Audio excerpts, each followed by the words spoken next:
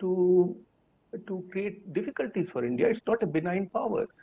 So No, it's not a benign power, but just look at where we've gone over the last 8 years.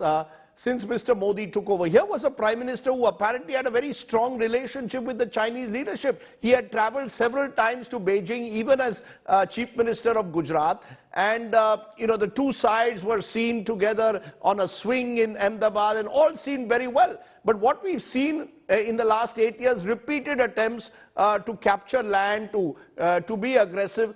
Where does that then leave our attempts to, in any form, reach out to China? The images on our screen are from Bali, where there wasn't any formal conversation between the two leaders beyond that handshake. But is there a strategy, is there a clarity in what we want with China? One day you can't be seen to be reaching out to them, and the next day in an eyeball conflict.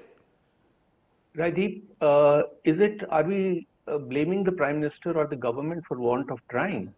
What you can do is being done. Certainly, there is an effort by successive governments since 1947 to have a working relationship with China, to find a modus vivendi with China. So you try. We cannot decide who should be the president of China. Xi Jinping is the president of China. He has a certain world view. He has a certain regional view. Not just with India. They are aggressive with every country. So what do? Can you pick up the fight? Can you march to Beijing? You cannot do that. So you have to be patient. You have to engage in diplomacy. You have to engage in talks. You have to build your strengths. You have to strengthen your defenses. You have to enhance your leverage with other countries. And you have to try to close the comprehensive national power gap. That is being done.